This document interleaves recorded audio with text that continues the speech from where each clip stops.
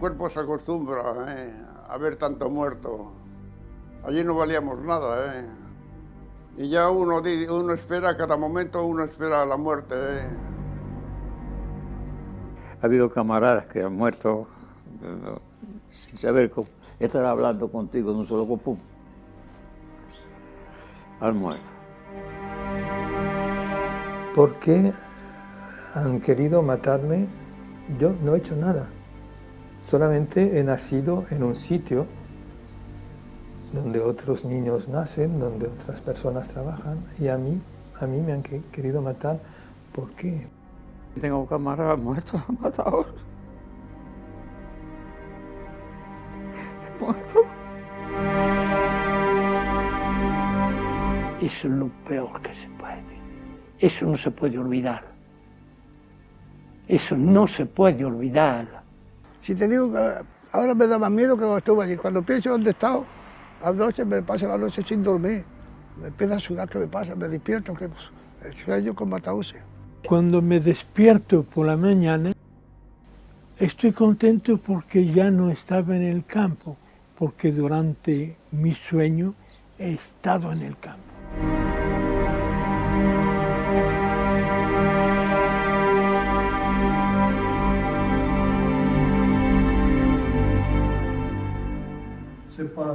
No es la primera vez, No es la primera vez que me toco flores. Bueno, esta chaqueta es la verdadera, El pijama a rayas original que vistió durante más de 4 años. La chaqueta verdadera. La verdad. Poco antes de morir, el gaditano Eduardo Scott me dijo que no quería homenajes, que ya de poco servían los monumentos y las estatuas. Lo único que deseaba es que en España se conociera la verdad. Una verdad que pasa por señalar a los culpables y por escuchar a las víctimas. Pasa por dar voz a los 9.300 españoles y españolas que fueron deportados a los campos de concentración nazis. Recordarles a todos y muy especialmente a los cerca de 5.500 que solo pudieron escapar de ellos a través de la chimenea del crematorio, convertidos en humo y cenizas. Yo de aquí no salgo. Más de un día lo pensé. De aquí no salgo, de aquí no salgo, de aquí no salgo. No pensé nunca. No pensé en eso, en la muerte. Pensé en luchar por la vida y cómo hacer para salir, pero la muerte yo no la esperaba. La huía. La vida es muy preciosa, ¿sabes? Y uno se coge a lo que tiene en la mano, tratando de esquivar donde puedas encontrar la muerte. La mayoría de nuestros deportados pasaron entre 4 y 5 años en los centros de exterminio del Tercer Reich. El camino que les conduciría hasta Mauthausen, Buchenwald, Auschwitz o Ravensbrück comenzó muy cerca de sus casas, en los pueblos y ciudades de la España republicana. Fue durante aquel caluroso verano de 1936.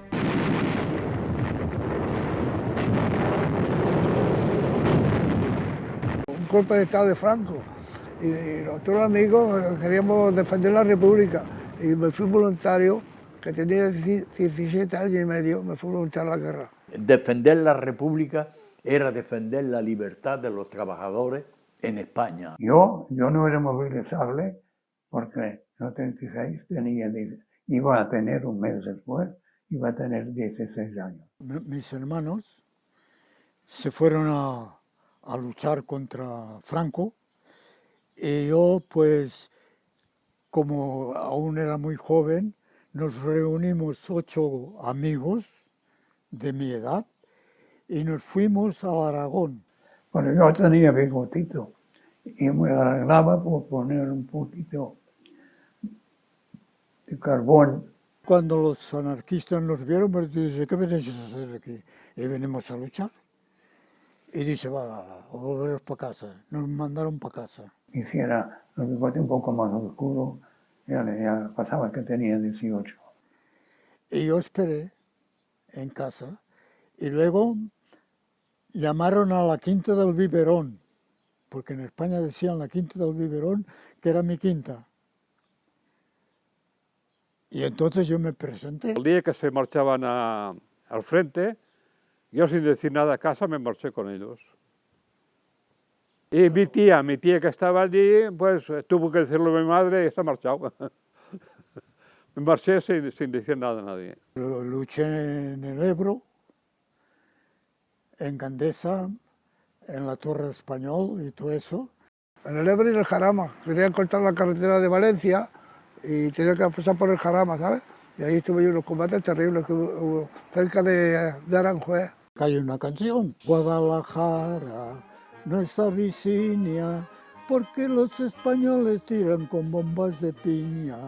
El chaqueteo fue tan atroz, que hubo italiano que llegó hasta abajo.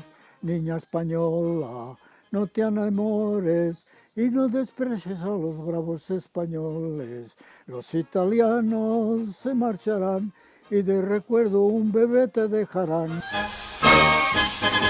En el día de hoy, cautivo y desarmado el Ejército Rojo, han alcanzado las tropas nacionales sus últimos objetivos militares.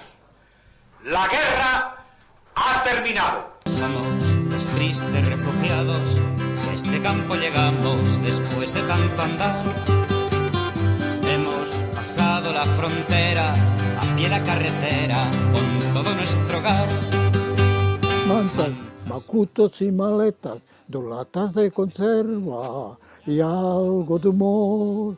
Y en la playa de Argel Surmer nos fueron a meter pa' no comer. Nos tratan como apenados y nos gritan los soldados. Ale, ale, ale, ale, ale, ale. Cuando lleguemos en el campo de Argelés, allí no había más que la playa, arena y agua. No había ni barracas, no había nada. Nos recibieron como borregos que había que ponerlo en su sitio. Y dormir, pues no había donde dormir, no había váter, no había agua, no había comida, no había nada absolutamente. Yo entré herido todavía de la guerra del Ebro, ¿comprendes? Y allí pues había una enfermería, menos mal, que había esa enfermería, que los médicos que había eran médicos españoles. Nos moríamos de hambre allí en los campos. Entrábamos a la playa de San Ciprián, las mujeres, los chiquillos, todos revueltos allí, no había ni agua ni nada, una playa, y no nos daban de comer casi nada. Nos trataron muy mal los franceses. En el pueblo francés hubo reacciones a la vez de rechazo y de solidaridad. No hay que mitificar. Pero el gobierno, que era el gobierno Daladier, que era un gobierno muy entreguista, muy conservador, lo recibieron bajo el estatuto de las leyes del 38, indeseables. Individuos peligrosos, extranjeros peligrosos, indeseables. Es decir, lo recibieron como criminales. Se juntan 2 aspectos. Por una parte, si quieres, el ideológico, claro, de oposición completa a lo que ha representado la República Española, hay el miedo al comunismo, el miedo a... Y hay otro aspecto que recuerda, pues, que podríamos definir quizá como racista. O sea, realmente se notan la percepción de los españoles del momento como si fueran tribus salvajes que ponen en peligro cualquier convivencia con ellos. Trataron de apaciguar hasta el último momento a Hitler, y a los nuestros los recibieron como perros. Casi 450.000, más de 400.000, yo creo que no llegaban a 500.000, pero en condiciones animales, en la playa. Aquel invierno fue muy duro, en febrero del 39, con alambradas, mismo, sin nada, sin barracas, se las tuvieron que construir, se bebían el agua del mar y se enfermaban, tenían diarrea, muchos murieron de diarrea.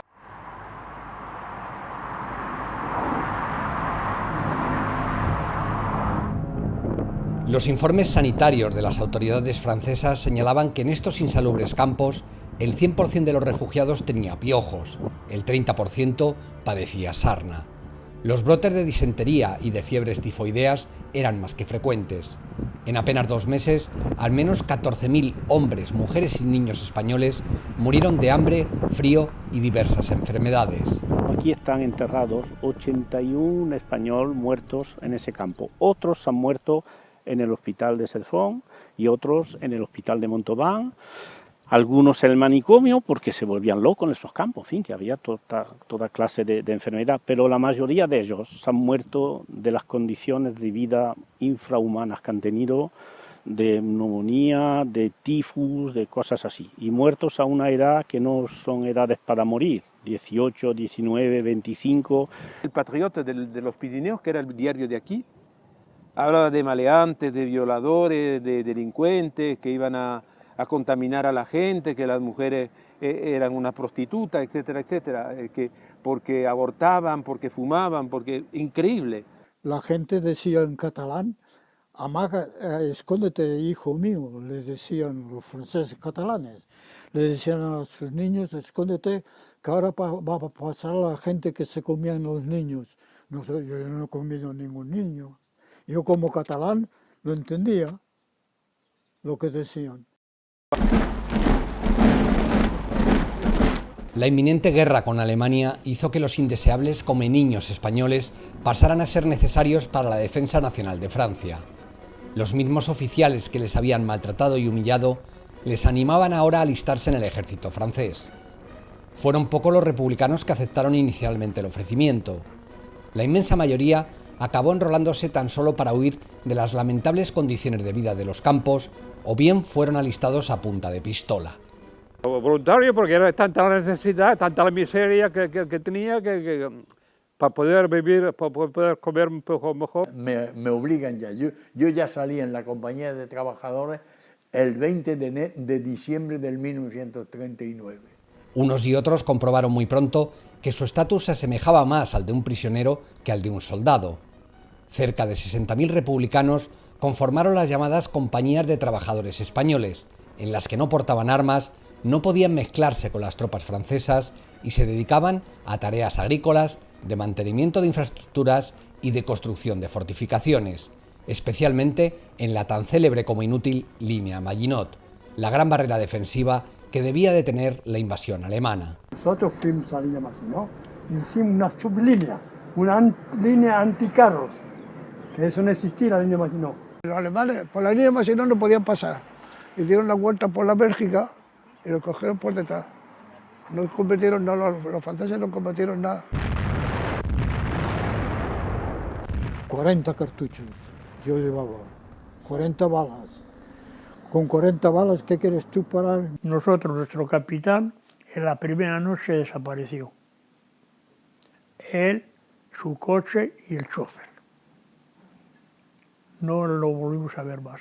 Se perdieron, ya cuando lo hicieron se perdieron todos. Allí la vaquilla de soldados, cada uno por su lado, cada uno corría como quería ir. Los franceses, los dirigentes, se perdieron todos. A los franceses yo les decía, estáis locos.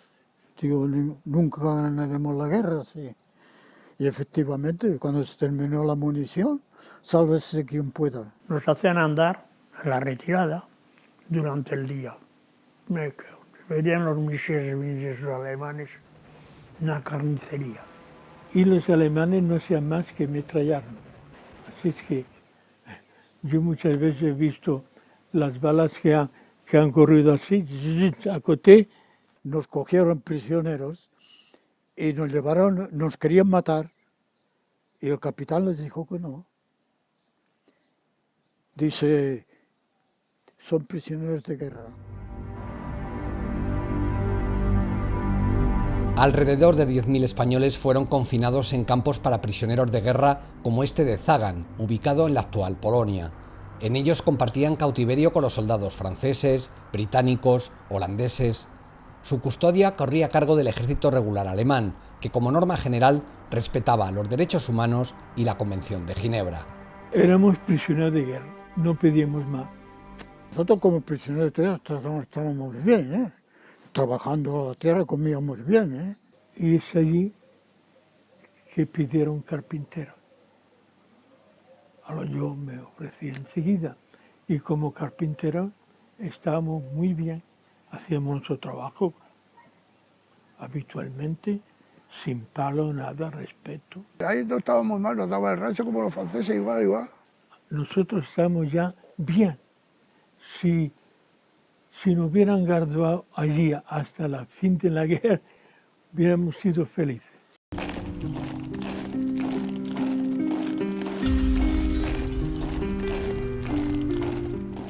Todo cambió en el verano de 1940. El 6 de agosto llegaba a Mauthausen el primer grupo de prisioneros españoles. Pocos días después, los refugiados republicanos que se encontraban en el campo de Les Alliers, junto a la localidad francesa de Angulema, corrieron la misma suerte. 927 hombres, mujeres y niños españoles formaron el primer convoy de prisioneros civiles de la Segunda Guerra Mundial en la Europa occidental. El cántabro Lázaro Nates tenía 17 años y el barcelonés José Alcubierre tan solo 14.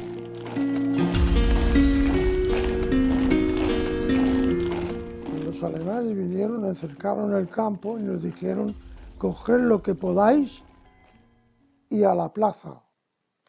Nos dijeron: para adelante. Salimos del campo, cruzamos todo Anguleme y nos llevaron a la estación de Anguleme. Y ahí nos pusieron delante de los vagones de 8 caballos, que dicen los franceses, 8 caballos y 40 hombres. Pero éramos más. Nos hicieron montar en los vagones y a las 3 de la tarde más o menos el tren cogió marcha. Pues muchos se preguntaban, las personas que había, a dónde íbamos. Íbamos hacia el norte, porque muchos creían que nos llevaban hacia España. Y algunos dijeron, no, nos vamos hacia el norte, no sé dónde nos llevan. El viaje duró 4 días. Iba mi padre, mi madre y yo. Se paraban en las estaciones y ahí donde me di cuenta del fanatismo que tenían los alemanes. Porque había muchos jóvenes en las juventudes hitlerianas con una arrogancia y te escupían y de cualquier forma. Temprano, muy temprano, el tren se paró y yo le dije a mi padre: papá, ¿dónde estamos? Y mi padre me contestó: pues no lo sé, hijo, no sé, no vemos nada, era noche todavía. Y así estuvimos esperando hasta que el día viniera. Entonces abrieron las puertas de los vagones. Y se vio un soldado y empezó a decir: tú abajo, todos los hombres. Cuando llegó a mí, me hablan en alemán, yo no entendía alemán entonces, y me hizo señas. Por las señas yo comprendí que me decía los años que tenía. Y yo dije: dice, abajo. Me apeé, me junté con los otros, dijeron: marcha. Y entonces empezaron las mujeres a chillar. Mi marido, mi hijo. Aún parece ser que estoy oyendo los gritos de las mujeres. Encima de mi madre. Y yo estaba con mi padre. Así cruzamos el pueblo de Mauthausen. Muchos estaban invadidos y los llevaron al campo también. Eso los cogieron, había unos 30 y no se vieron más. Al llegar a Mauthausen ya no se vieron, se ve que los liquidaron enseguida. Las mujeres y los niños menores de 14 años fueron trasladados en el mismo tren hacia España y entregados a las autoridades franquistas. Una prueba evidente de que los gobiernos de Madrid y Berlín coordinaban estas primeras deportaciones de españoles. De hecho, la embajada alemana en España había informado en varias cartas al régimen de Franco sobre los exiliados de Angulema. Una y otra vez preguntó qué hacer con estos hombres, mujeres y niños. La respuesta fue evidente, puesto que el convoy acabó en Mauthausen. Esa complicidad se oficializó un mes después. El ministro de la Gobernación y mano derecha de Franco, Ramón Serrano Suñer, visitaba la capital alemana. Tras reunirse con Hitler y con Himmler, la Oficina de Seguridad del Reich difundió una orden en la que establecía que todos los prisioneros españoles, y solo los españoles, debían ser sacados de los campos de prisioneros de guerra donde se respetaban las convenciones internacionales y llevados a los campos de la muerte.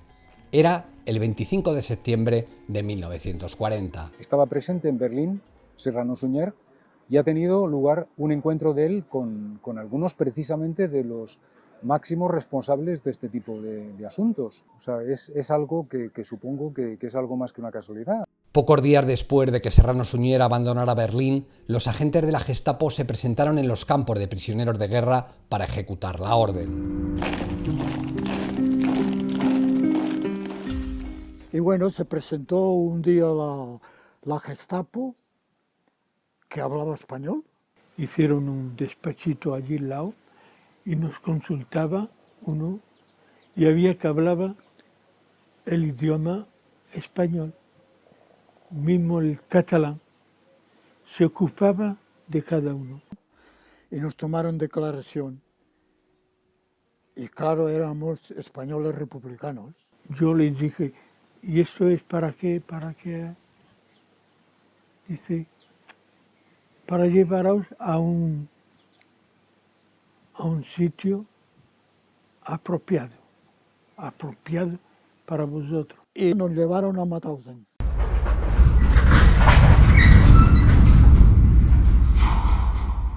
Ay, cállate. Pues mira, nos metieron en un vagón que estaba, vagón de mercancía, ¿eh? Y dentro del vagón estaban a lo mejor 200. Y allí comenzó a hacer una calor la gente, comenzó a orinar y a hacer sus necesidades en aquel bidón. Y cuando el bidón debería estar a mitad o así, yo no sé cómo fue, la cuestión es que aquello lo tiraron por tierra, mejor dicho, lo volcaron. Y aquello se extendió y aquello golía como unas sajurdas de cerdo. 3 días y 3 noches con el tren, pues ahí hasta Mauthausen. Con el cinturón, toda la vida saltaba por todos los sin comer, sin beber, nada. Y terrible aquello. Y yo, enganchado en las manillas estas, iba al lado de la puerta y cuando el tren andaba ponía la nariz o los tornillos, el sudor de los tornillos, pasabas la lengua para refrescarte. Pero ibas a todos los trenes militares y nosotros a veces pasamos 3, 4 horas o un día entero en una vía muerta. Y una vez con el pie así, el derecho y otra vez con el izquierdo, porque había una oleada de gente gritando, ¡mamá, mamá! Nos metíamos en un rincón porque no podíamos hacer nada y esperando. Y la gente gritando, y el que se caía, ese no se levantaba más. Y al llegar a Mauthausen ya era la noche y no había nadie, desierto, y era en pleno invierno. Y allí se paró el tren. Y al cabo de un par de horas, ¿qué es lo que pasa? Empezamos a sentir un ruido de botas sobre el cielo helado. ¿Sí? Porque había una armada para recibirnos. Empezaron a abrir puertas. Ah, pues ya están abriendo puertas, decíamos nosotros. Hasta que llegamos donde estábamos nosotros. Y nos entraron dentro y nos tiraron como sacos de patatas a la calle.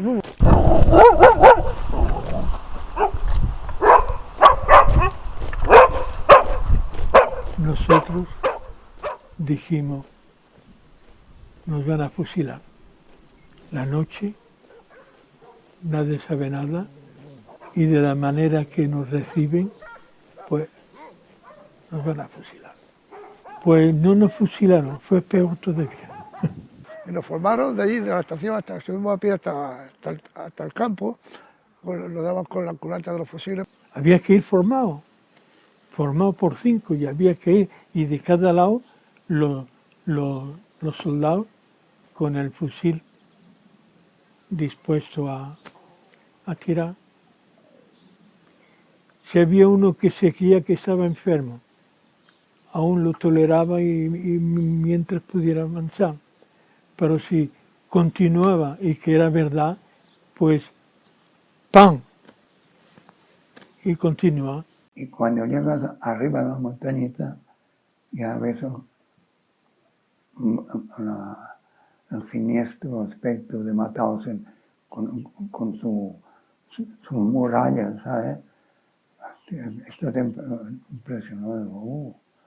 Cuando lleguemos al campo, vimos la gente con los trajes de raya. ¿Esto qué es? Cuando yo subí a la cuesta de Mauthausen, vi una figura que era un antiguo compañero de compañía, que ya estaba con el traje Y yo le dije a mi amigo que ha quedado allí, naturalmente, Cristóbal Raya Medina, Raya, estamos jodidos. Hasta que nos metieron en la plaza de Apel, la vista atrapada, y ahí nos dejaron el cuero, nos dieron una especie de pomada, la cabeza y por todas las que quedamos pelados completamente, ¿sabes? nos hicieron duchar, desinfectarnos. Y te metían en la ducha, pero ardiente. ¡Oh! ¡Oh! Y de golpe, agua helada. Nos dieron ropa cada uno. Decíamos, esta es grande, tú la cambias, el otro más pequeña, así cambiamos las cosas porque a nadie le iba aquel traje de cebra. Perdimos nuestro nombre y nos pusieron un número cada uno. Yo tenía el número 4058. Yo era el prisionero 3799 del campo de Mauthausen. 43.564. 50-42. 45-64. 4100. En alemán, 4100. Es 37. Allí estábamos ya sentados y pasaban jóvenes que lo llevaban atados y lo mataban allí al lado. Estaba, pum, pum, lo mataron delante de nosotros, allí, pum, lo mataron y nosotros, ¿esto qué es? Estamos asustados. Y veía uno que venía allí corriendo así, escachado. Yo he llegado, tiene un cigarrillo, un trozo de pan, tiene algo para darnos, aquí los matan a todos, aquí los moremos todos. Y nos decía, Pagmaya, Pagmaya. Decía, todos los que habéis entrado por esta puerta, saldréis por aquí. Y allí a la izquierda había una chimenea que salía un humo y era el crematorio. Y nos fuimos dando cuenta que allí íbamos a morir. Y cuando vayas todo aquello que te caía encima, aquello era la catástrofe.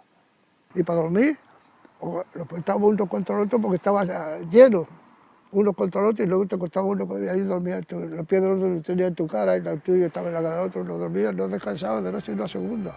Quizás el único prisionero español que esa primera noche en Mauthausen pudo esbozar una leve sonrisa fue Manuel Alfonso. A su llegada al campo le llevaron directamente a una barraca. Gracias a eso, este dibujante barcelonés pudo esconder sus pinceles y el retrato que había pintado de su madre y que lograría conservar durante todo su cautiverio. ¿Qué hice yo? Pues cogí la foto de mi madre y la escondí, y escondí otras cosas y lo guardé.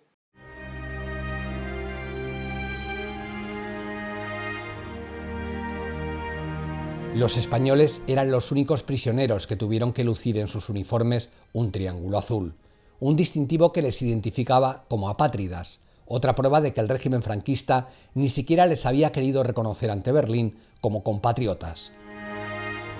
Durante un breve periodo de cuarentena, los nuevos prisioneros aprendían las normas básicas del campo, recibían consejos de los deportados más veteranos y conocían la crueldad de los capos, reclusos que ejercían como ayudantes de los SS y que se comportaban con igual o mayor brutalidad que estos. Hoy los capos eran terribles, son ellos que mataban a la gente y pegaban, los capos, porque cuando entraban en el campo los soldados se quedaban fuera, dentro del campo mandaban los capos. Me empieza a pegar en la cabeza, en la barba, en los riñones, por todo, pum, pum, pum, pum, pum. Lo que no tenías que hacer era caer, porque me hubiese dado puntapiés. Yo no quería que me dieran puntapiés. Y me dejó baldao. En la barraca tenía todos los derechos sobre los presos. Mataba a 10, 15, 20, los que serían. Durante la noche no tenía que dar cuenta a nadie. Al día siguiente estaban todos puestos en el suelo para que los contarían y el jefe de barraca, que era él que los había matado, como si fuera una orden normal, la barraca número tantos presos, tantos vivos, tantos muertos.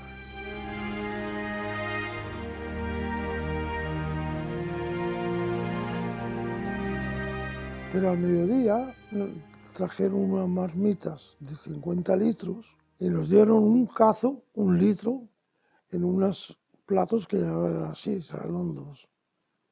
Pero aquello era una infección. Nos daba aquello, yo no pude comerlo. Y le digo a mi padre, papá, ¿vamos a comer esto? Y dice, pues no sé, si no hay otra cosa, no sé. Y entonces vino, porque había unos 600 españoles que habían llegado antes que nosotros. Y vino uno, vestido de ciudad, y me dice, ¿qué hay, chaval? ¿No comes? Y yo tenía el plato así, digo, ¿yo voy a comer esto? Y me dice, si no lo comes ahora, lo comerás más tarde, porque es lo único que hay a comer. Me lo quedo mirando, digo, pues no sé, yo me voy a morir de hambre antes de comer esto. Dice, lo verás, lo verás. Digo, ¿quieres comerlo? Dice, dámelo. Se lo di. Lo vi con aquello y digo, ¿cómo es posible que coma este? Dice, más tarde lo comerás, tú también te he dicho, y lo comerás. Así pasó. Sí, mucha hambre. Pues te daban por la mañana tenías una taza de café de agua, es que no había comida, no había nada. Y luego nos daban 1 litro de sopa al mediodía, que era pieles de las patatas, cosas que no tenía fruto ninguno. Y a la noche nos daban pan cuadrado, que eran aquellos panes para 20. Compraba un ranchito cada uno, o bien un plato de salchichón, o un pedazo de margarina casera. Cuando repartían la comida, los primeros platos era agua, no había nada. Y todos los nabos y patatas que estaban cocidos se hundían abajo. Entonces mirábamos y nadie quería ir los primeros. Y a palos, los capos, nos metían. Y si no podíamos, ese día tenían más que agua caliente. El hambre se convirtió primero en una obsesión y más tarde en una de las mayores causas de mortalidad. Con esa escasa alimentación, los prisioneros dedicaban entre 12 y 14 horas diarias a realizar trabajos agotadores. En Mauthausen, en 1940 y 1941, la práctica totalidad de los españoles trabajó en la construcción del propio campo y en la cercana, temible y muy productiva cantera de granito. El sufrimiento y las atrocidades acaecidas en ese lugar se recrearon en esta película checa, rodada tras la guerra. Los deportados eran humillados, torturados y asesinados por los SS. Los que lograban llegar con vida hasta el final de la jornada sufrían un último tormento. Tenían que subir una empinada escalera cargados con piedras de 40 y 50 kilos de peso. Y muchos morían porque les daban en puntapié de rabia, caían con la piedra y eso y les chafaban la cabeza o no importa. Había los SS que se ponían a un lado y otro de la escalera, y al que le salía por la cabeza con el fusil, no tiro, no, con el fusil, con la cañón, fusilárselo, por matarlo. Por matarlo tiraban por el tajo. Otros morían de agotamiento, porque el agotamiento allí uno tenía, en general, estaba el cuerpo con los huesos y la piel nada más. A las 6 de la tarde, cuando terminábamos de trabajar, teníamos que coger una piedra y si veían que era muy pequeña, te decían que la tiraras y te daban una más gorda.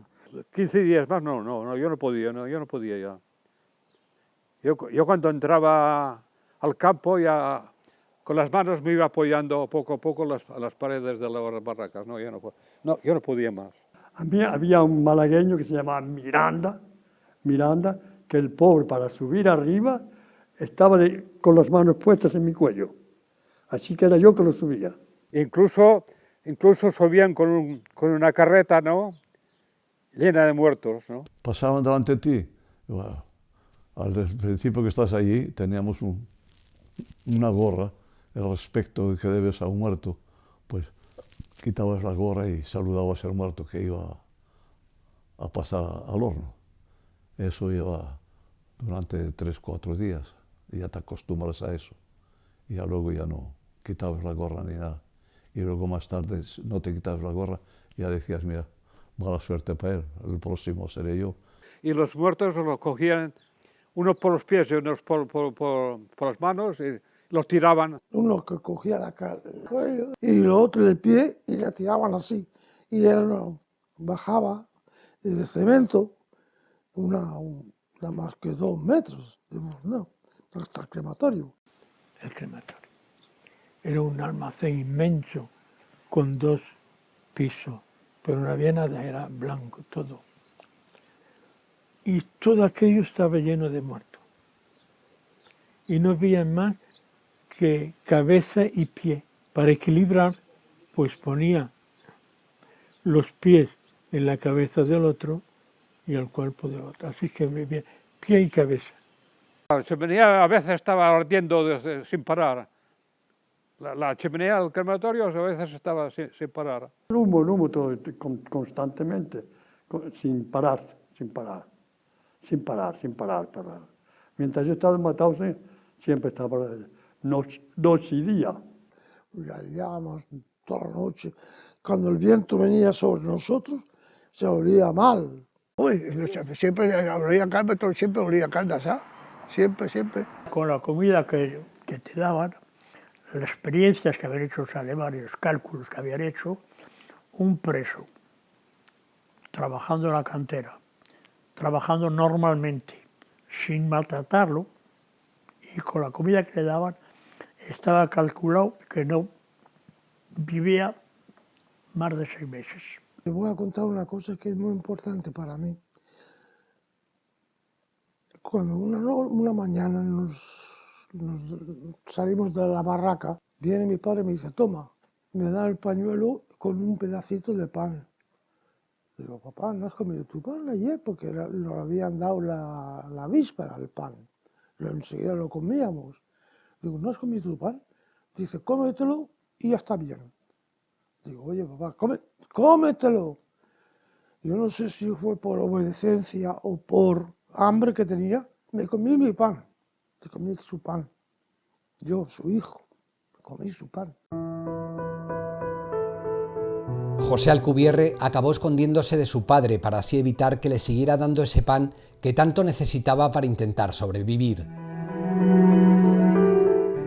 Compartir cautiverio con un ser querido era un sufrimiento añadido a la ya de por sí durísima vida en los campos. Ramiro Santiesteban había sido deportado con su hermano Manuel y su padre, Nicasio. Eso es lo peor que puede existir, porque ves que maltratan a tu padre, a la tuyo, y no puedes hacer nada. Cuando llovía, que subían chorreando, yo le decía, papá, te acabamos la camisa. Me decía, no, tú estás así, estás bien. Se llevó a mi padre y mientras que esperábamos que pasaría el ESES para contarnos, que a veces pasaban horas, pues él lo llevó al lavabo y allí lo metió una ducha de agua fría y una buena paliza. Nosotros quisimos entrar, es lo peor que podíamos hacer. Y fueron los compañeros, no te muevas.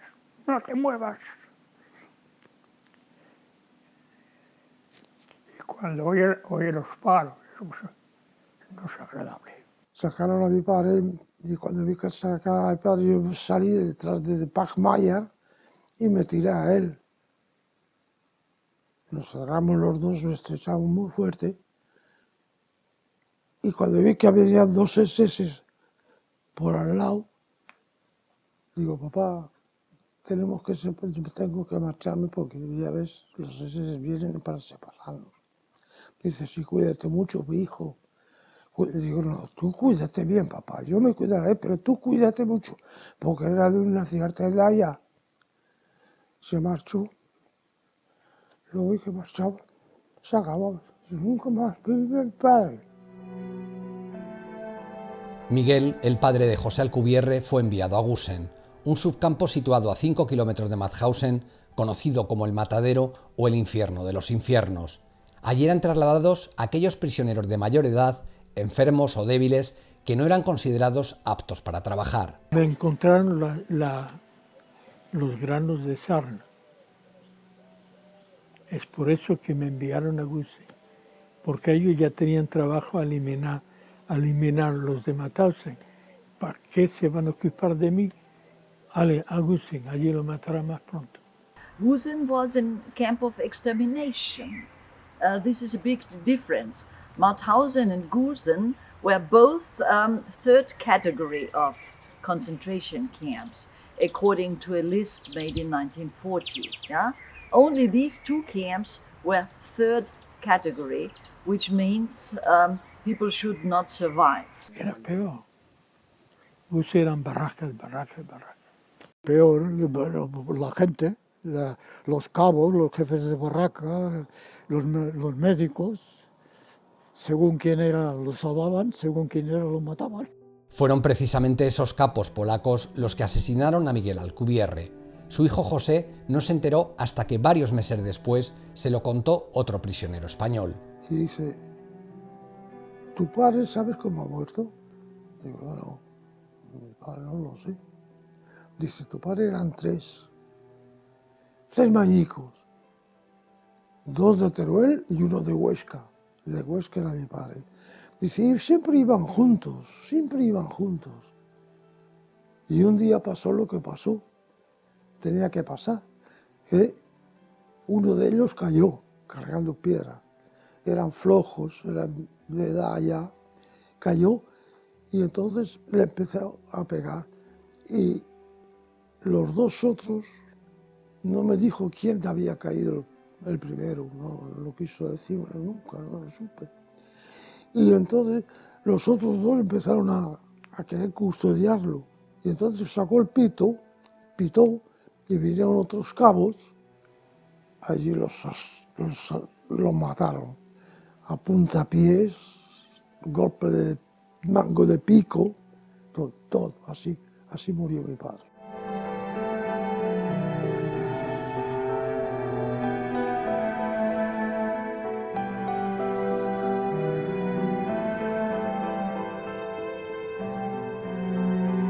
No hay que olvidar la realidad, digamos, tan rotunda de 2/3 de muertos. Es decir, de cada 3 españoles que llegan a Mauthausen, 2 mueren, y además esos 2 mueren prácticamente en su inmensa mayoría en ese periodo que va pues de finales del 40 hasta mediados del 42. La muerte que te daban no era fácil. Por ejemplo, cogían a uno que había hecho algún eso y colgarlo con las manos así, por las manos, y colgarlo ahí a la entrada del campo porque todo el Cristo lo vería. Durante todo el día o 2 días, o lo que sería, y al final para matarlo. Te decían, bien, dame el sombrero, en fin, la casqueta que llevas. Le dabas y la tiraban así atrás de ellos. Y luego te decían, ves a buscarla. Y claro, si ibas a buscarla, ¡pam!, te mataban. Te tiraban un tiro y luego te decían, hacían el parte de que te querías escapar. Y el soldado le daban a lo mejor unos días de vacaciones por haber matado a uno. Los días que iba el soldado con un perro bien amarrado y todo esto, pero por divertirse muchas veces, ¡plaf!, soltaban el enganche y mandaban el perro al primero que pasaba. Y cuando te enganchabas salías en trozos. Entonces sabíamos que la finalidad era morir. Y había una ducha que bajaba así, que tenía lo menos 10 metros de larga. Y aquí había una bomba, 2 del agua y otra de gas. Y cuando daban, en vez de darle el agua, daban el gas, pues caía allí. Y entonces lo recogían, los metían en el tapillo uno detrás del otro, uno detrás del otro, uno detrás del otro, y la chimenea no paraba todo el día. En los recuentos, cuando una persona tenías que tenerte recto así, ¿sabes? Y mucho tiempo, no era media hora, 1 hora, 5, 6 horas. El placer lo hacían a propósito para que la gente tambalea. Entonces cuando veían un tío o una tía, porque en el campo de mujeres era lo mismo, cuando veían que no podían tenerse recto o que se iban a caer, les sacaban del rango y ya no los veíamos nunca más. Y un grupo de 15, 20, allí los ponían en línea. Los metían allí, venían, los empujaban allí a todos y vivos los enterraban allí vivos. Hacían hueco porque tenía que haber plaza siempre, ¿eh? Y para eso había que matar a la gente de una manera o de otra, ¿eh? Se escaparon 5 y los 5 los cogieron. Y los ahorcaron delante de nosotros. Era crueldad y al mismo tiempo como una especie de humor negro. Había una especie de carro con una casa como si fuera una casa de perro y ahí ponían el futuro ahorcado, ¿no? Y una orquesta con acordeón que hacía como un paseo en el campo. Le pusieron la cuerda al cuello y los ahorcaron. Y los hicieron pasar a todos, la banda música antes, que tocaban Komm zurück, j'attendrai en francés, y en alemán Komm zurück, todos los pájaros están en su nido.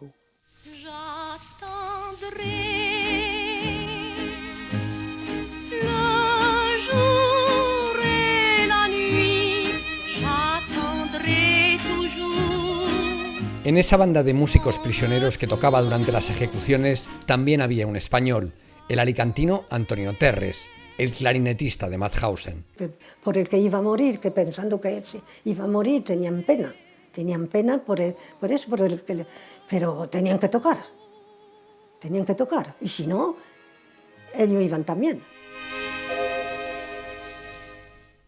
En Gusen, los SS inventaron un macabro y eficaz método de exterminio al que bautizaron con un elocuente nombre, el baño de la muerte. Obligaban a los prisioneros a meterse bajo chorros de agua helada al tiempo que bloqueaban los sumideros para crear una pequeña piscina en la que terminaban ahogándolos. Un muro de esta altura alrededor y todos los grifos. Y estos alemanes con impermeable y bota entraban allí y a palo. Unos morían porque en el estado que se encontraban, otros no. Así es que luego cuando se terminaba había que serían solo y otros en otra dirección. Los prisioneros de Gusen II murieron a millares durante la construcción de estos túneles, 50 kilómetros de galerías en las que los nazis albergaron fábricas subterráneas de armamento para salvaguardarlas de los bombardeos aliados. The working conditions in the tunnels were terrible for the inmates of Gusen II. As far as we know, the inmates had to suffer a very hot, warm climate, a very high humidity in these tunnels, much noise from the machines, from the machinery, and the problem was that the inmates, they suffered of hunger and thirst. Ahí era a base de mano y a base de dinamita. Unfortunately, the average survival period of a healthy young man was only 3 to 4 months here at Bergkristall at Gusen II.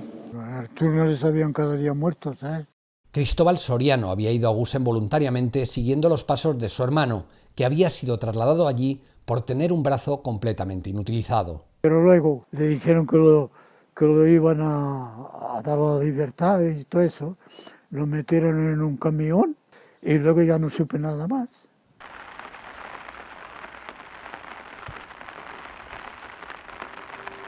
José Soriano fue enviado a este castillo situado a poco más de 30 kilómetros de Mauthausen. Entre sus centenarios muros, los nazis esterilizaron y asesinaron a miles de discapacitados físicos y psíquicos. Desde el verano de 1940 lo utilizaron para gasear a prisioneros de los campos de concentración. El castillo de Harting no dejó de ser otra cosa que un comando de Mauthausen. Antes de que se instalen las cámaras de gas en Mauthausen, los prisioneros que están débiles, que están enfermos, pues con el eufemismo de que iban a trasladarles a un sanatorio, eran transportados hasta aquí y gaseados. Sanatorio de prisioneros de Dachau. Así camuflaban los SS el verdadero destino de los prisioneros enviados a Hartheim.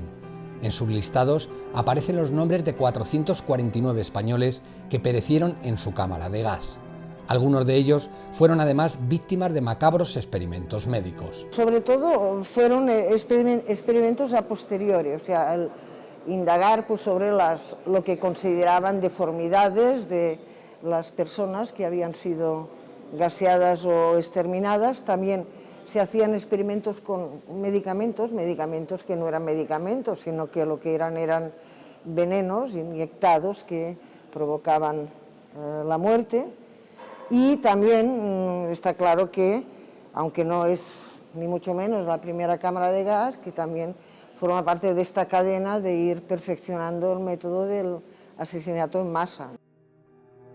En Mauthausen, los doctores SS utilizaron a los prisioneros como conejillos de indias, amputaron órganos y miembros sanos, realizaron operaciones innecesarias estando completamente borrachos, provocaron e infectaron heridas para después probar sobre ellas el efecto de nuevos fármacos, y asesinaron a cientos de presos aplicándoles inyecciones de gasolina en el corazón. Prácticas terribles que se repitieron en todos los campos. En Buchenwald, Virgilio Peña vio con sus propios ojos las lámparas que los médicos nazis fabricaron con la piel tatuada de los deportados. Los tatuajes a la gente que tatuaban, la piel que le habían quitado a la persona y que ya estaba en una lámpara y todas esas cosas. O la gente que tenía el corazón a la derecha, había el corazón, habían metido aquello en unos vasos de cristal y cosas así. Había cosas que tú no te imaginabas siquiera. Experimentar o exterminar, ese era el único fin de las enfermerías y hospitales en los campos de concentración. Los prisioneros se enfrentaban, por tanto, a un terrible dilema. Estar enfermo suponía la muerte, pero mantenerse sano con las nulas condiciones de higiene existentes era sencillamente imposible. Entrabas allí y a lo mejor, los SS le dijeron al médico hay que liquidarlo. Yo nunca he ido, y muchos, nunca. Preferíamos morir en la barraca, al lado de los amigos. Cuando iba a pisar la visita era para morir. Entonces no aguantaba uno de no ir a pasar visitas ni nada. Porque yo he visto morir la gente allí sin mantas ni nada, encima de las maderas, no, terrible. Había piojos allí, después invadieron todo el campo. Cuando estabas formado, se subían por la chaqueta. Hoy pejo y chincha, había todo eso que tú quieras, chincha, a montones. Hoy. Estaba infestado de liendres. Si no podías lavarte, ¿qué quieres hacer? Contarlos. ¿Cómo puedes ser limpio si no tienes agua, si no tienes jabón, no tienes nada? Tienes disentería, bueno, te cagas encima y huele mal. Y cuando te ven, te dan una patada en el culo, te hacen caer porque les das asco. 15 días más o menos hacía la revista de piojos. Nos subíamos en un banquito así, nos miraban a ver delante y detrás, a ver si teníamos piojos. Ya que encontraban piojos, cuidado con él. Por eso desinfectaron el campo. Había un patio de los garajes, ¿no? Y todo el campo desnudo abajo, ¿no? Estuvimos todo el día desnudos allí.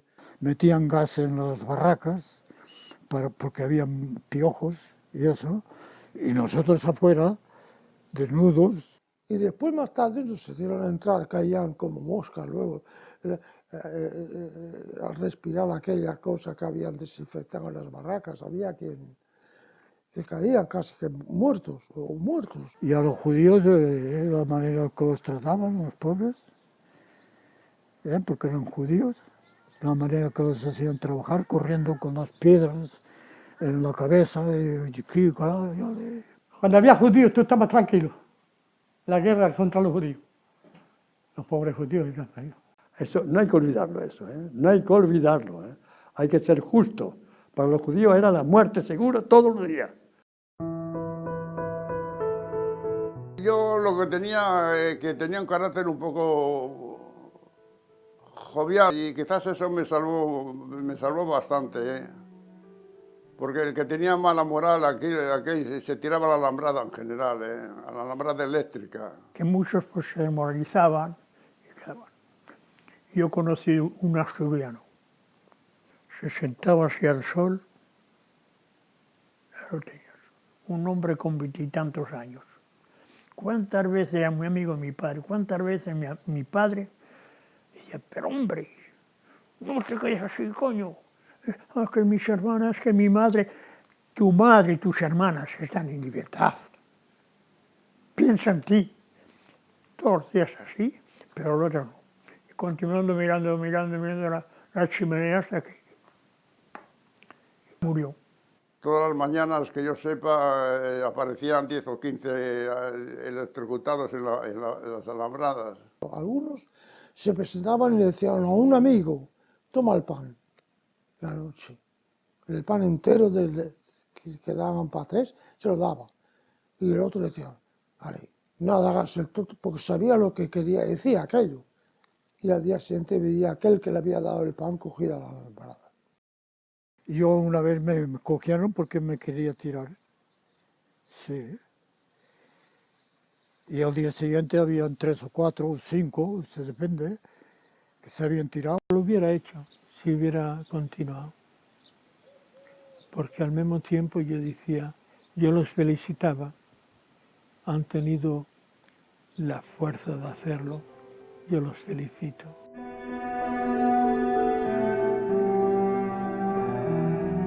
En España, mientras tanto, el régimen franquista tenía información constante de lo que ocurría en Mauthausen. Los responsables del campo de concentración estaban en contacto permanente con el consulado español en Viena, al que llegaron a enviar los objetos personales de algunos de los deportados asesinados. Franco podía incluso decidir sobre la vida o la muerte de los prisioneros. De hecho, en el verano de 1941, gestionó la liberación de Joan Bautista Nos y Fernando Pindado, cuyas familias tenían contactos con la cúpula franquista. Otras 3 peticiones similares no se pudieron materializar porque llegaron tarde. Alemania lamentó, en estos casos, no poder liberar a estos hombres porque ya habían perecido en el campo de concentración. A mediados de 1942, Hitler empieza a ser consciente de que su ejército no es invencible. Siguiendo los consejos de su ministro de armamento, Albert Speer, el Führer decide aprovechar la numerosísima mano de obra esclava de que disponen los campos de concentración para que contribuya al esfuerzo de guerra. Que a esas alturas ya es que han muerto 2/3 partes. Ese tercio que queda, pues a lo mejor estaban también, por sus características físicas, su edad y demás, en unas condiciones, en unas circunstancias que favorecían la supervivencia. Había cambiado la cosa. Los alemanes tenían necesidad de esta mano de obra. Tenían necesidad de esta mano de obra. Y para poder trabajar, para hacerse trabajar, tenían que darle un poco de comer, si no se morían. Hubo muchos españoles que entraron al comando de ir a buscar el pan, otros al comando de la piedra, y otros que tenían un oficio bueno, zapateros, y hacían zapatos a los SS, y una cosa y otra. Estos estaban bien mirados. Me ha dado muchos platos mi profesión de zapatero. Primero porque yo a los capos yo le hacía cosas y me daban comida. Pidieron sastres y fue que yo me presenté como sastre, y cuando me vio todo roto y todo eso, me echó un puntapié y me dijo, vete de aquí, guarro.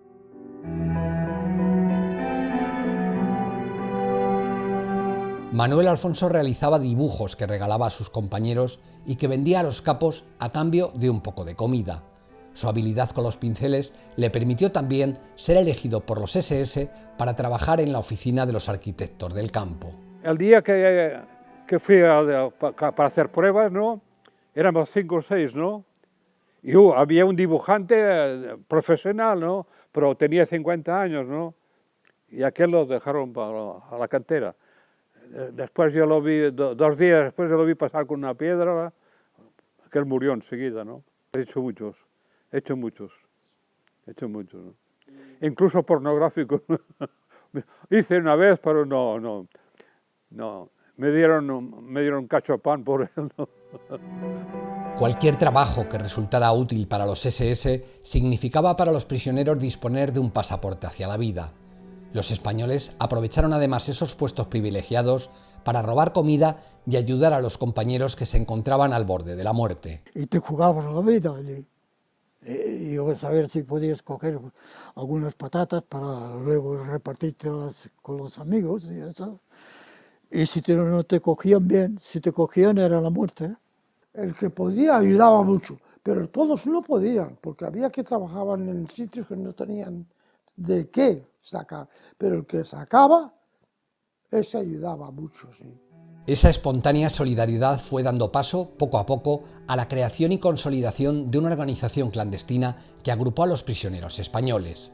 Su principal misión era la de organizar el robo de comida y su reparto entre quienes se encontraban más débiles, pero también trataba de espiar a los SS y obtenía información sobre la marcha de la guerra. Yo tenía la responsabilidad de un equipo español, de un grupo español que estábamos, que nos reuníamos todas las tardes, después del trabajo, nos reunimos para ver qué es lo que hemos visto, qué es lo que no hemos visto, cómo van las cosas, cómo avanzaba la guerra.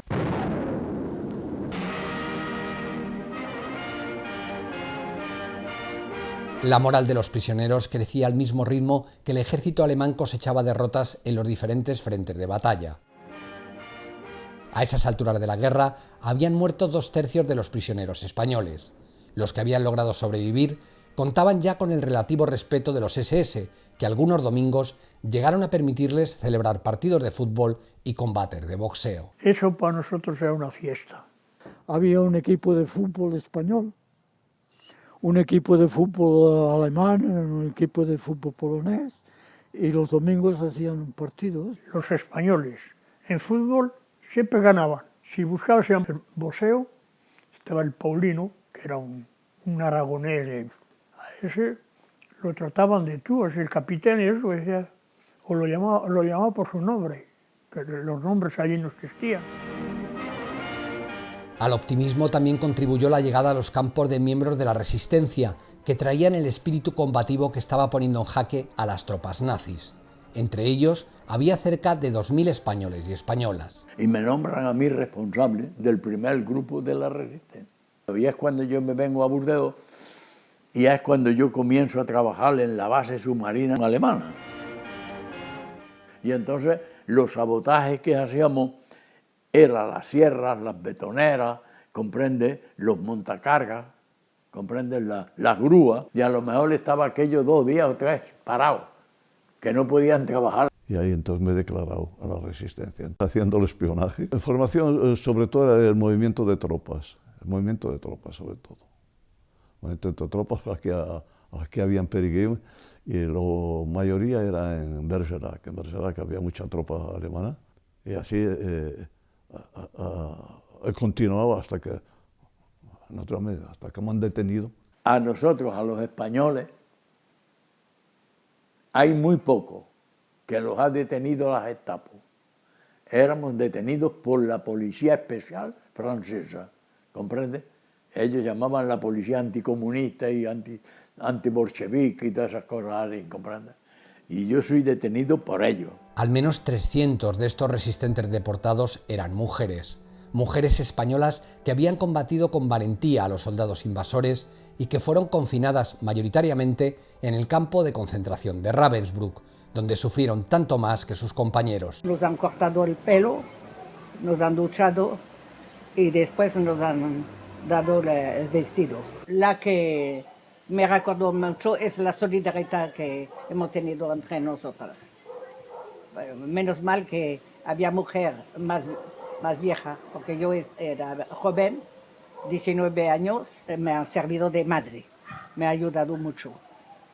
Esto es un buen recuerdo para mí, pero el mal recuerdo, siempre con palo he trabajado a la fábrica.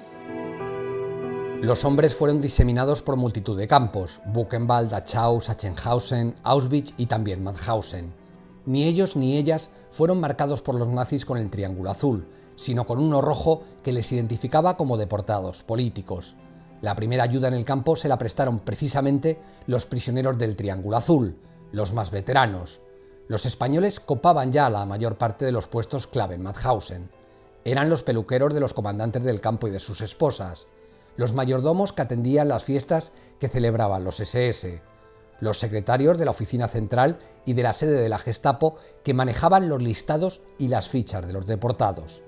Desde todos esos lugares lograban información privilegiada y podían incluso manipular los archivos para sacar a los moribundos de los grupos de trabajo más exigentes y trasladarlos a otros comandos menos duros. Pero sin duda la acción más arriesgada y valiosa de la organización española fue el robo de las fotografías que los SS realizaban de algunos de sus crímenes. El prisionero catalán Francesc Boix trabajaba en el laboratorio fotográfico junto a otros 2 españoles.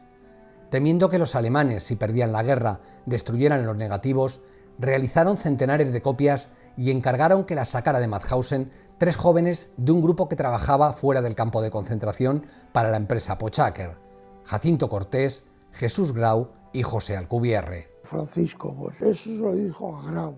Vino a mí y me dijo, ¿qué te parece a ti? Bajamos las fotografías, riscamos lo que riscamos. Claro, era pues, si hay que sacarla, la sacamos. Jacinto Cortés dijo lo mismo. Si hay que sacarla, la sacamos. Y entonces la sacamos entre los 3. Si nos cogían, nos mataban, ¿eh? Eso seguro, nada, ahí no había perdón. Y yo fui, porque tenía un poco de conocimiento con la hija de la Madame Poinar. Fui a verla y le dije, si usted le damos la fotografía, ¿usted la guardará? Y me dice, sí, yo la guardaré.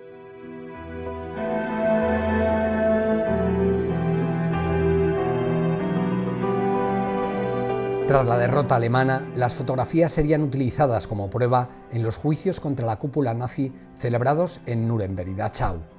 Fue el mayor logro de una organización clandestina que llegó a contar con algunas armas y un pequeño aparato militar en los últimos meses de la guerra. Una organización que, sin embargo, no pudo hacer nada ante la catástrofe humanitaria que se vivió en Mauthausen desde finales de 1944. Los nazis evacuaron los campos de concentración que estaban a punto de caer en manos de las tropas aliadas y soviéticas.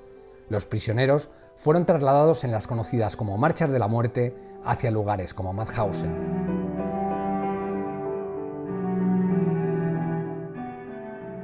Veíamos las mujeres jóvenes de edad, niños que venían de Auschwitz, de Bergen-Belsen, que venían de Ravensbrück, venían a nuestro campo. Últimamente, ¿cuántos seríamos en Mauthausen últimamente? Si había grupos que llegaban que no iban a la ducha, era muy malo. Si esperaban afuera, es para que iban a la chambre. Y pasaron delante de mí, delante de nosotros, y la pequeña me echó un churri, me rió la pequeñita. La chica ignorante me salió de mí, a la chambre. Certain railway transports kept standing on the free railways, also on the Schleppbahn, the SS railway between the St. Georgen station and Gusen concentration camp, in the cold winter nights at minus 14, 15 degrees Celsius for a few days. So, and they keep them standing in the cold wagons until hundreds of them were frozen to death. So, and then when nobody moved in this railway car, then they took them and took the corpses out, and also these people that already arrived here were never registered. Todos los días venían, boom, vagones enteros, vagones sin nada, de la mitad muertos, los traían a Mauthausen. Yo no sé cuántos habría muerto, yo no lo sé. Siegfried Meyer era uno de esos miles de judíos que llegó a Mauthausen procedente de Auschwitz. Tenía solo 10 años, pero ya había visto morir a centenares de personas, entre ellas sus padres. Al salir de Auschwitz yo estaba seguro que me iba a morir porque estaba muy mal, estaba casi inconsciente. Tenía, bueno, imagínate el mes de febrero en Alemania, un frío, no sé cuántos grados eran, pero es tremendo. Y veías gente congelada en el vagón. El convoy fue atacado. Todos teníamos que bajar del tren y los más fuertes se escaparon y los más débiles, como yo, pues se quedaron. Y empezó una marcha a pie y allí tengo un agujero negro, no sé lo que pasó, seguramente que me desvanecí. Creo que la única manera de haber llegado hasta Mauthausen es que algunos me cogieron a torno para llevarme y el hecho es que cuando llegué a Mauthausen ya estaba recuperado. Ya tenía un poco de fuerza, ya estaba bien, y el pobre hombre que tenía que quitarme el pelo, le he dicho, imagina todo esto en alemán, y en alemán furioso. Nadie me ha tocado el pelo y no va a ser tú el primer imbécil que me va a quitar el pelo. He hecho un escándalo tan grande que el jefe de campo se acercó. Quizás porque el niño tenía rasgos arios, ojos azules y pelo rubio. Quizás porque dominaba a la perfección el alemán. Nunca sabremos la razón por la que el sanguinario capitán Bachmayer se apiadó de Siegfried y se lo confió a un preso burgalés. Saturnino Navazo, que acabaría convirtiéndose en su padre adoptivo y en el verdadero motor de su vida.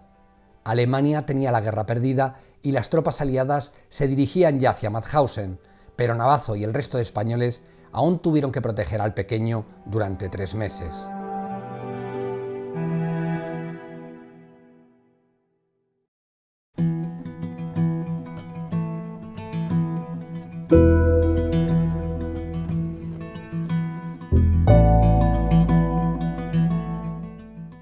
Y de golpe porrazo un día veíamos un tanque que venía.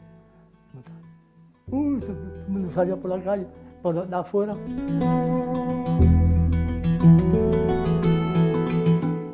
Y nos llegó el tanque por la gente. Yo no creía eso. Fue más que alegría eso. Eso fue una cosa formidable. No tiene explicación. Yo no te lo puedo explicar lo que me pasó. Me creía que no era verdad, luego vi que era verdad. La primera vez que veía un tanque, me subí a él y un soldado me dio un chicle, ¿no? Yo no conocía el chicle, pensaba que era un caramelo, me lo tragué. Nos abrazábamos, nos comíamos entre nosotros allí de alegría. Y además era el día siguiente de mi cumpleaños, o sea, un bonito cumpleaños.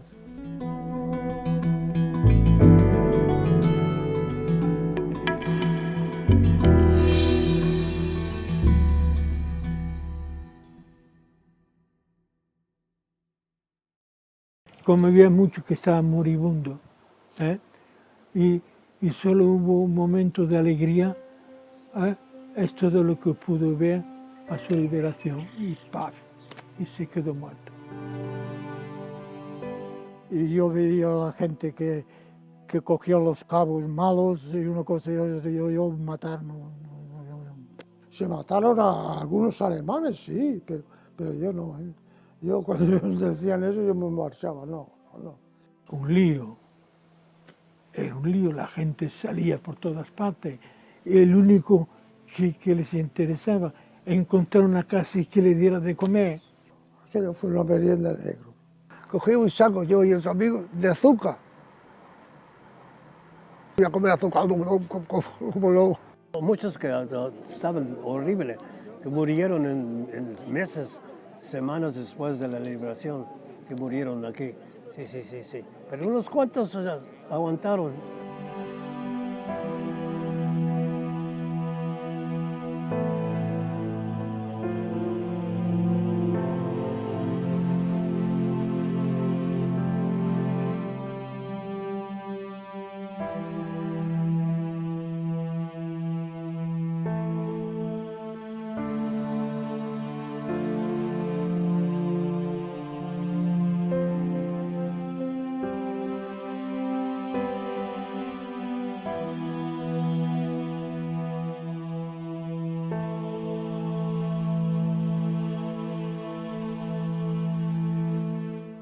Que nosotros estuvimos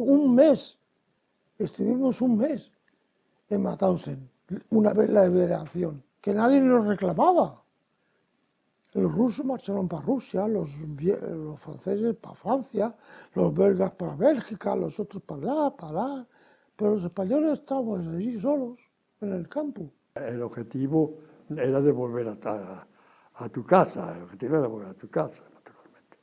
Pero no estaba Franco, ¿eh? España no ha sido España, ha sido un régimen. Un régimen que el mayor crimen que han cometido después de haber matado tanta gente es de habernos quitado la nacionalidad española. Yo tenía una familia en España y no podía verla. Ni mi madre, ni mi hermano, ni mi hermana, yo no podía verla a nadie. Normalmente a Franco, a la liberación, al final de la guerra, tendría que haberle, internacionalmente, tendrían que haberle hecho pasar como criminal de guerra también. Pero los americanos les interesaban las bases del sur de España y ahí lo arreglaron. Franco hizo asesinar a España, se diga lo que se quiera. Nos prometieron que volveríamos a España enseguida, americanos, ingleses, franceses y todo, y aún estamos aquí. La presión de los deportados franceses sobre su gobierno hizo que París aceptara acoger finalmente a los españoles. Comenzó entonces un segundo exilio, que para la mayoría de ellos se prolongaría hasta su muerte. Decenas de españoles perecieron durante sus primeros años de libertad por las secuelas físicas y psíquicas de su paso por los campos. El resto tuvo que vivir con ellas en una situación de penuria económica agravada por un profundo desarraigo social. En las familias en general se ha guardado el silencio. Y también hay que decir que entonces no estaban como hoy los psicólogos para ayudar a esos hombres que venían del infierno, como lo he dicho, ayudar también a las familias. Había veces que se pasaba las horas sin hablar. Se pasaban las horas sin hablar. Con mucha tristeza encima, mucha tristeza y ya digo, horas sin hablar. Estaría cavilando. No hablamos, nunca. Hasta que murió José no se habló de nada. Una cosa decía, y yo creo que eso todos los deportados, los amigos lo decían, y lo dijo hasta el último día, que todas las noches volvía a Mauthausen. Por la mañana pues se levantaba con esas imágenes de horror. De verlo triste, de verlo sufrir así, yo también sufría. Padecían lo primero de verlo así, primero, y después de no poder hacer nada.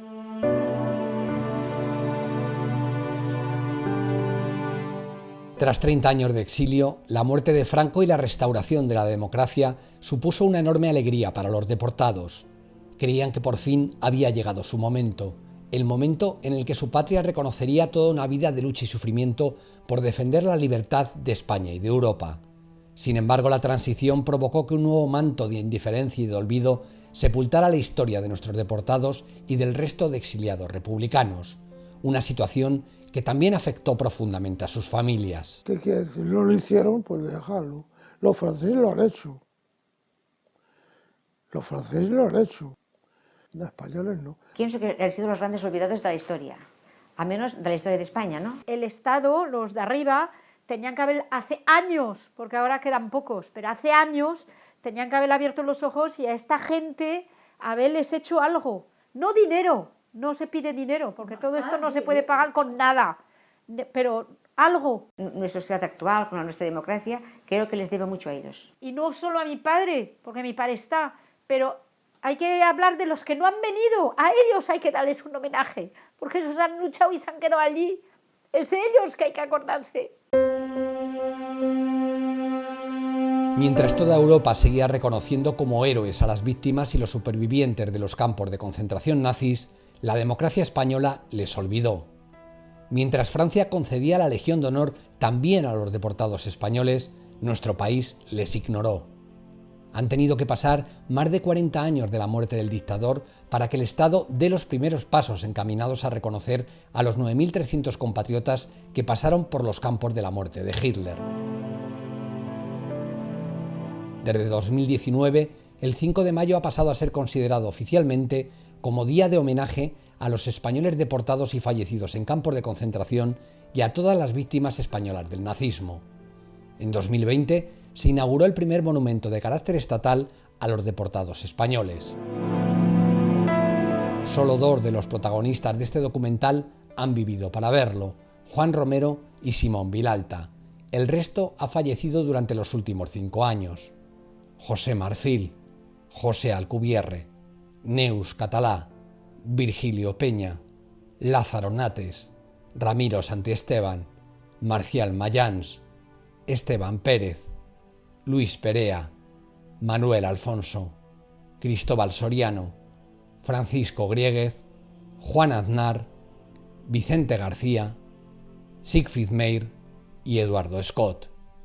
Hasta su último aliento siguieron prestando su testimonio, siguieron llorando al recordar lo ocurrido porque todos ellos tenían un mismo objetivo, que se conociera la verdad, que no se olvidara su historia para que nunca se repitiera, una misión que ya no depende de ellos. Depende de nosotros, ahora que ellos ya no están, que nosotros inculquemos esto a nuestros hijos, ¿no? Porque su memoria no se pierda con el tiempo, ¿no? Mientras nosotros seamos sus descendientes y gente muy interesada en el tema, tenemos que luchar para que esto no se olvide. Que los jóvenes sean muy vigilantes, porque lo que pasó ayer puede volver a pasar mañana. Si recordamos a los deportados, ellos nunca morirán.